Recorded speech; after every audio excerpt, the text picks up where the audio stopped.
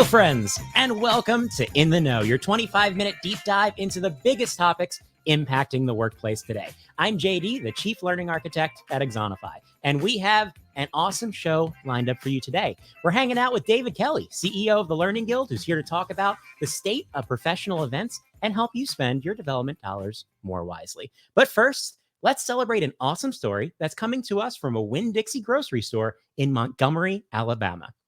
This right here is Romay Davis. Romay was in the news recently because she received the Congressional Gold Medal, the highest honor that the United States Congress gives to civilians. At 102 years old, Miss Romay is the oldest living member of the World War II Battalion of Black female service members, the first all-Black women's corps.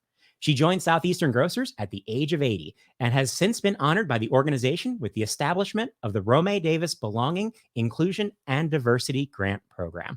What's the secret to living a long and happy life? Well, it's simple, according to Miss Romay. Love everyone and do good. Wise words indeed. Romay Davis, you are our ITK Star of the Week. Now let's turn our attention to today's main topic. Summer's pretty much over, and that can mean only one thing: conferences.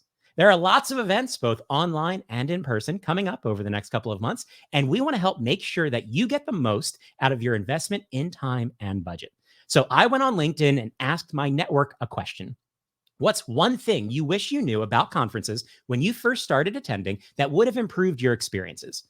And now let's check out their top 10 conference tips. Up at number 10, we have a plan. Don't just show up and expect the value to come to you. Make the time to review the agenda and activities before you get on the plane. Number 9, don't try to do everything. You need to have your first and your second and maybe even a third choice for different time slots. But remember, a conference is about more than attending as many sessions as possible. Speaking of doing more than sessions, we have number 8, make time to connect with peers. It's perfectly okay to skip a session block that doesn't interest you in order to hang out with and swap solutions with peers who aren't listed as speakers on the program specifically. Number 7, recharge, both literally and figuratively. Bring extra batteries for the mobile devices and take a nap if you need to. Stay fresh. Number 6, talk to the speakers. When I speak at an event, it's not about you attending my session. I'm facilitating your session. And 99% of the speakers out there are super excited to chat after the session or in the hallway and learn more about you and your work. Number 5, explore new things. Go to a session on a topic or two that has nothing to do with what you do right now. You never know what you're going to learn or maybe who you're going to meet in those sessions. Number 4, don't get distracted. A session may have a fun title or be delivered by someone from a recognizable company, but that doesn't mean you should automatically go to it. Do your homework, make sure the topic is relevant and the speaker is credible. Number 3, make time for the expo. I know that today, maybe you're not a buyer or looking for a solution, but speaking with vendors is a great way to keep up with marketplace changes so that you know what's what when you do need to go shopping. Number 2, get up and leave. Just because you sat down in a session doesn't mean you need to stay there if it's not meeting your needs. Just go try something else instead. The speaker is not going to mind. And the number 1 tip for having a great conference experience, according to my LinkedIn network, shoes. I'm not kidding. The most discussed tip on LinkedIn was wearing comfy footwear. Apparently, the people out there saying Rothy's are the way to go. I'm sticking with my very colorful Vans. That's my personal preference. But thanks to all of those conference veterans out there for sharing their tips on LinkedIn. And speaking of someone who knows a thing or two about conferences, I'm excited to welcome our In the Know guest for today, David Kelly. David Kelly, or L&D Dave, as many of you know him, is the CEO of the Learning Guild. David's been a learning and performance consultant and training director for over 20 years, and he is a leading voice exploring how technology can be used to enhance training, education, learning, and organizational performance. David's an active member of the learning community and can frequently be found speaking at industry events, but he's not just a speaker. He also leads the organization of and hosts some of the biggest events in the industry. David Kelly, you're in the know. JD, thank you so much for having me here. Pleasure to be with you. Thanks for hanging out with us. So if anyone here's ever been to an event hosted by David Kelly, you probably know what my first question is going to be. David, how's the fam? The fam is doing well. It's I feel like it's a little off today because it doesn't feel right to talk about my family without immediately being followed up with a tweet from you showing the timestamp of when I talked about my family at the event. But things are going well. Things are back to normal. It's been a little different since the last time you probably heard me talk about the fam at an event. They're all in their 40s now. All my children are in their 40s now. Yeah, time has no meaning. But they're a little older now. Yeah, great to hear. We make bets on how long it's going to take you to not just mention your children during a conference introduction, but to show them on screen and use them as a metaphor. So it's very much your thing. Lean in when you got a thing. But let's get back on the topic, the main topic. Can you give us a bit of a state of the union, per se, on in-person events? So do you see people getting more comfortable with attending events in person nowadays? And is there anything that you're still doing at your events that's different as compared to back in 2019? Sure. So things have definitely evolved over the last couple of years. What's been interesting is how quickly things have turned.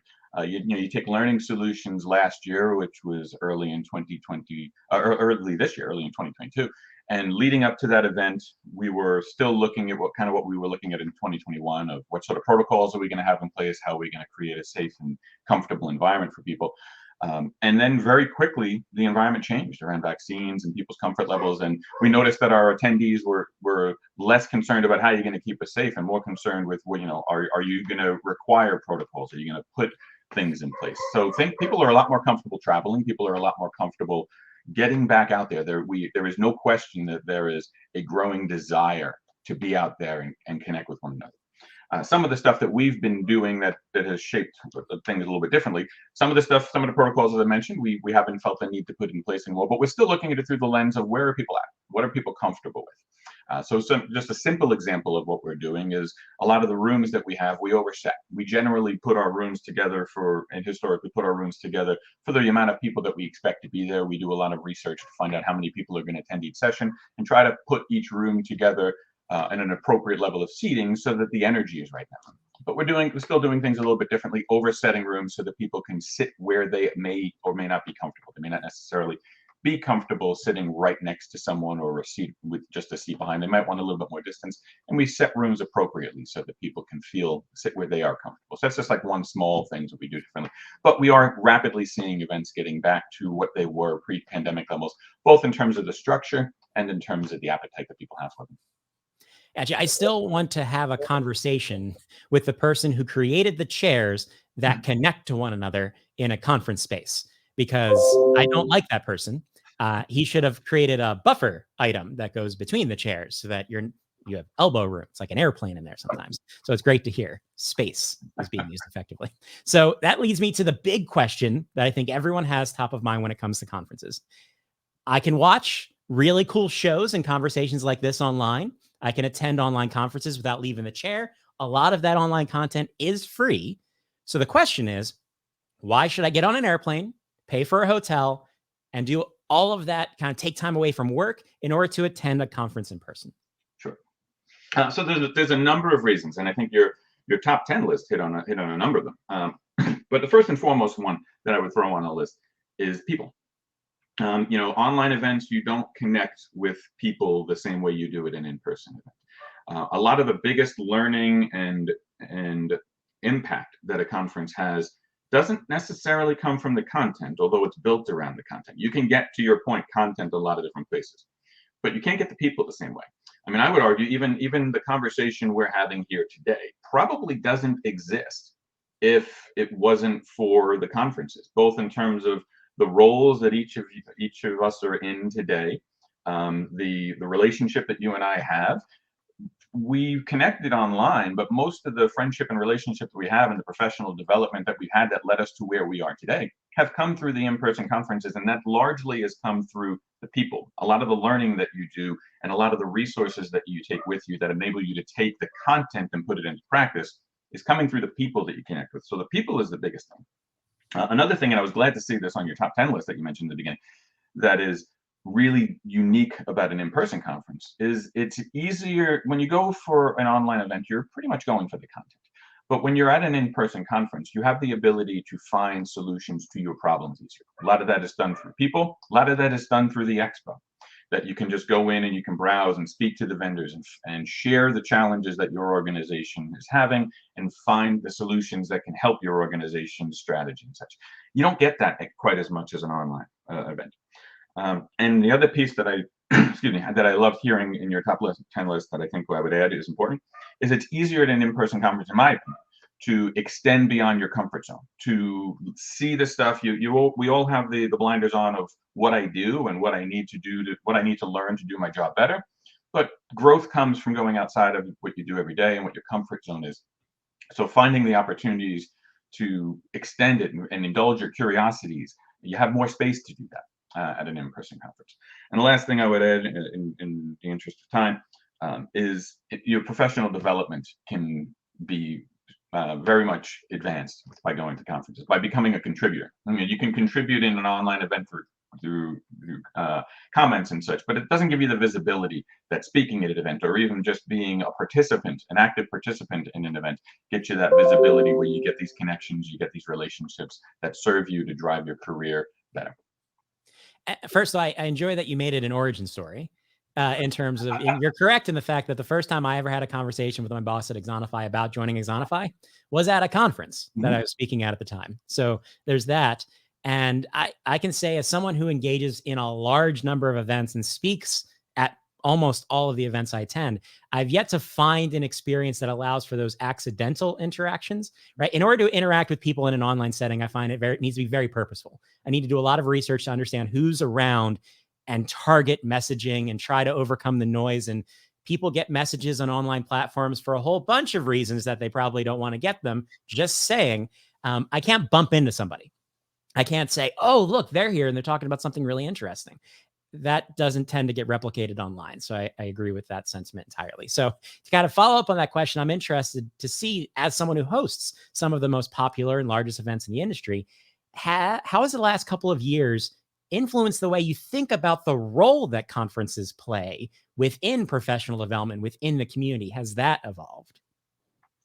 It has evolved. A lot of it has evolved in terms of the how we approach it, how we view it. Like a lot of organizations, what we, when 2020 and the pandemic hit, what we thought we knew went away, and we had to look at things very differently. And I think it gets into the idea of how how we view things, what's important to people, what are people really looking to drive the value for. And I think it's really changed the value proposition for a lot of people of why do I do this, what's going to trigger me to go there, what am I really looking at. It like a lot of organizations, it forces us to step back and just say, why do people do what we do, why do people indulge in what we do. We've always looked at it through that lens, but it forces you to look at it anew and ask yourself harder questions than you might have asked in the past, which gets you to better answers, in my opinion. So I think that's one of the silver linings that I've taken away from the last two experiences. I mean, the last 2.5 years, we've developed an enormous skill set that I hope we never have to use again. But the reality is, by pushing us outside of what we thought we knew and forcing us to explore new areas, new ideas, new possibilities emerge that are going to inform what we do going forward. So we compared and contrasted the in-person event and the online event a bit. I'm interested, let's go right down the middle and talk about hybrid events. And I'm interested to get your perspective. Is there such a thing as a hybrid event? Is that a concept, or is it really just two events? One's on the internet, one's in person, and they maybe happen at the same time, right? What is a hybrid event? So short answer is I believe they exist. But to your point, I don't believe I don't think it's a unique value proposition vis-a-vis in person or online. I'll share from our perspective, we have made the conscious decision not to do a hybrid event. And there's a very specific reason for that. Because I don't think that they're personally as effective. I don't think anyone's cracked the technology nut yet. If you have a hybrid event, what the majority of them are, it's really an in-person event that people who are online get to watch. And that is not an equal opportunity for people. It's not. If I think truly hybrid, everybody's on the same page. Everyone can get the same level of an experience, and I don't think anyone's cracked the nut technology-wise to deliver upon that. I know there's a lot of money being invested in that space, and when someone does find a way to truly level the playing field, so hybrid means whether I'm in person or online, I'm getting an equal experience, they're going to make a lot of money. But it doesn't exist as of today, which is why we've made the decision that our in-person events, as much as we admittedly get some people who complain, I wish, why don't you just stream it so I could see it? And yes, people do that, but we made the decision that if our in-person events are, from the planning to the execution, we are going to deliver the best in-person experience we have. And then we have online events, and they're going to be digital first. So one of the reasons when we were in the pandemic and we had to do DevLearn online, one of the first meetings we had internally was, we're not doing DevLearn online. We're doing the DevLearn digital experience. And that might sound like just marketing jargon, but it was very much a mission in our end of, if it's digital first, what does that mean? What is it different? It's not just a matter of taking the sessions that we do online in person and putting them online. If it's a digital experience and it's digital first, how can we engage people differently? What can we do differently through that event? And that's our approach to our online events is it's online first, and how do we make that 100% online with that value proposition? So hybrid exists. I just don't think it's personally effective. Somebody gets left out of the equation. And I think that sentiment can be applied to pretty much anything with the word hybrid attached, right? Because I think it's the same idea when it comes to the hybrid workplace, when it comes to meetings where half the people are in the room and half the people are online. Are they both really attending the same meeting, having the same conversation, or is someone watching someone else have a meeting? So I think it's definitely, as you said, an area for continued experimentation to find what is the form factor for that type of engagement, not completely ignoring it or not just doing completely different things for different audiences and leaving someone behind. I want to ask one more question, going back to the budget thing, because attending an event, I don't think anyone can disagree with the fact it is an expensive move. So when you consider that there's tightening budgets, triggered a lot of cases by inflation, there's mountains of online content where managers may see, well, why can't you just do that instead of having to go to the event? I'm interested to get your insight in how do I make the case to my boss if I see value in attending an event, but I need to justify, again, the time away, the financial support. How do I have that conversation today? So first thing I've always recommended is you got to know your audience. The answer to that question really depends on who your boss is and what they value. So you got to know your audience. But regardless of who your audience is, I think, excuse me, knowing what they're going to find impactful, not necessarily talking about what you're going. I've often said, which is an ironic statement for me to make in the role that I am in the Learning Guild. Most organizations don't care about learning at its core, at its basic. They care about the value that learning can drive. That if I learn and I can do my job better, that's going to drive more value for the organization. So you got to talk about going to the conference on how it's going to deliver towards that end. If I go to this, I see these sessions, and we've struggled as an organization to do these sort of things. And I think going to these sessions is going to help me be able to solve these things. It's going to enable us to do that better. You connect the conference to the metrics that matter within your organization, and that gets the buy-in. It's not just a matter of, hey, can I get a 3-day vacation in Vegas so that I can get a break? It's a matter of, these are the things that I'm going to do, and talk about it in the context of not what you're going to do at the conference, but what you're going to do with what you learned at the conference when you get back. Those are the things that get bosses' attention. Those are the things that get dollars signed off on. Isn't it interesting how so many conversations related to learning and development start with knowing your audience and then knowing the measurable objective that you're trying to achieve?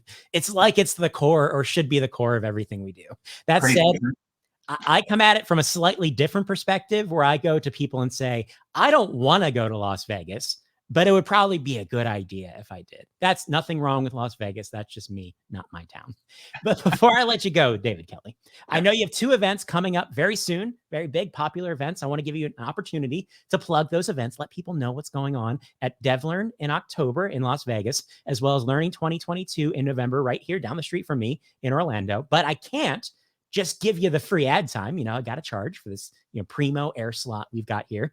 So for those out there who don't know something about David Kelly is a serious Disney fan. So what I'm going to need you to do is I'm going to need you to answer correctly a series of Disney theme park trivia questions. And then for each question you get right, you can share something interesting that's going on at one of your upcoming events. How does that sound? It sounds like there's a good possibility I won't be talking about my fall events. I think you're going to do fine. Let's head to the parks. So our first stop, we're heading to Disney's Animal Kingdom. And as the name implies, you can see lots of animals during your visit at Disney's Animal Kingdom. Some of these animals are real, some are quite fictional, some are extinct, including the creatures on one opening day ride that has since changed its name. David Kelly, what was the original name of the dinosaur attraction? Countdown to Extinction? That is correct, David Kelly. Countdown to Extinction. Give us a quick plug for one of your upcoming events. Sure. And I'm going to just eat some time breathing a sigh of relief on question one. So let's start with Devlin. Devlin is our next event. It takes place October 26th to 28th. That's our big tech show. It's the big event. It is going to have. It's going to be back to 2019 levels. We're really excited about that. Biggest expo we've ever had. If you're interested in exploring how technology can be used to solve learning problems and be used in the work that we do as L&D professionals, DevLearn is the #1 event in the country. I don't say that because I say that as a consumer, not as the CEO of the Learning Guild. That is what the industry looks for to understand how technology is being used. So if you're interested in the intersection of technology and learning, join us for DevLearn. Awesome. Let's head to our next theme park. We're heading to Disney's Hollywood Studios, where the Great Movie Ride delighted guests from the opening day of the park in 1989 until the attraction closed in 2017. David Kelly, what is the name of the attraction that took the place of the Great Movie Ride in the recreation of the Chinese theater? This is a sore spot, man. I missed the Great Movie Ride. You be talking about Mickey and Minnie's Runaway Railway? That is correct, David Kelly. Tell us something else about an upcoming event that you have coming up. So I'll stick on DevLearn, and I'm being overconfident now, thinking that I'm going to get the next two and get a chance to talk about learning. But I'll stick on DevLearn and say that there's a host of additional events that are connected to DevLearn. If you're interested in exploring our Learning Leaders Forum, that's a pre-conference event. If you're interested in VR, we have our VR for Learning Summit that takes place before that. We also have the Articulate User Conference for people who are users of the Articulate Storyline application that's there. And we have a host of certificate programs and workshops. So if you're interested in taking a deep dive, we have 2 to 3 days worth of pre-conference events that you can add on to your DevLearn experience. Next question, JD. We're going to ramp it up a notch as we're heading over to Epcot, where Journey into Imagination, which has been remade several times over the past 40 years, features Figment, the first character created exclusively for a Disney theme park. Figment was featured in the original version of the Imagination ride, but he was not accompanied by Dr. Nigel Channing as he is today. David Kelly, what was the name of Figment's original partner? Man, I feel like you've lowered the bar a little bit on this. That would be Dreamfinder. Dreamfinder is correct, David Kelly. Tell us about Learning 22. Well, since you've brought in an Epcot question, I will, instead of telling you about the conference, because I'm going to be confident I'm going to be able to tell you about the conference in the next one, I will point out the fact that one of the things that's unique about the Learning Conference is it is on Disney property. It takes place at Coronado Springs in Orlando, and Disney's a big part of the event, including our night out at Epcot. Tuesday night during the conference, we have we end the conference at around 4:30, and everybody goes to the theme park. So we're looking forward to having a night at Epcot at Learning 2020 this fall. It's like I coordinated this whole thing to be thematically accurate. Let's Incredible. Our final visit, we're heading next door to my actual next door neighbor, the Magic Kingdom. You have lots of opportunities to meet and greet Disney princesses during a visit to the Magic Kingdom, but it's a lot harder to find the princess from Disney's first full-length animated feature nowadays, since her ride closed in 2012. David Kelly, what was the name of this Fantasyland attraction, and why did it confuse guests when it first opened at Disneyland in 1955? So maybe I won't be talking a little bit more about learning. Snow White's Scary Adventures, I think was, no, okay. That is correct. But was it the title that confused people, that they thought it was going to be like a scary ride? Or I don't remember why it confused guests. I had to take a bit of a deep dive shot at you at the end of the road here, David Kelly. The reason why people were so confused by that attraction when it opened at Disneyland is because Snow White wasn't in the ride. You were playing the role of Snow White, so you never saw Snow White. People were very confused, and then they put Snow White in the ride. That's what I was going to say. Disney trivia for everyone out there. But David Kelly, give us a last bit of information about Learning 22 that's happening at Disney. Sure. So that is our event that is focused on learning leadership. If you are a learning leader, be it by role or someone who just takes on leadership qualities in the work that you do, leadership at any level, you want to advance your career. That's what we explore at the Learning Leaders Conference, Learning 2022. We have a host of different sessions exploring the strategies, exploring leadership qualities and skills. All of those things that are going to help advance learning leaderships, both for people who are in leadership roles, people who want to be in leadership roles, and people who want to be learning leaders within their organizations, to be seen as learning leaders within their organizations. So that's our focus at Learning 2022, and we're looking forward to hosting that in Disney in November. Plus, you can come say hi to me because I'm literally right down the road. But David Kelly, you went 4 for 4. Thanks for sharing your insights with us today about the current and future state of professional events within the L&D community. Can you give people out there, how can they connect with you, learn more about the great activities going on at the Learning Guild? Sure. So all of the events that we do, you can find on our website, learningguild.com. Check that out, learningguild.com. We can find all the events we do and everything else that the Guild offers. Guild offers free membership with a host of different resources that are available to you, from research to publications to articles to conference archives. Great resource there. Membership is completely free, as well as all the information that we have on the events, both the ones we've talked about in person here. We also have our Learning Solutions event that takes place in the spring, as well as all the online events we host throughout the year. So again, learningguild.com for all that information. I can be reached at dkelly@learningguild.com. As you mentioned, I'm on Twitter all the time at LNDDave, and I'm relatively easy to find via a Google search. So look forward to talking to you more online.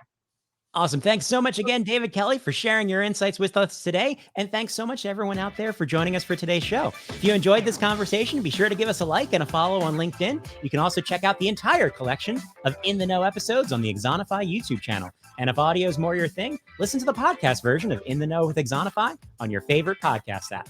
Join us in 2 weeks for a very special In the Know investigation.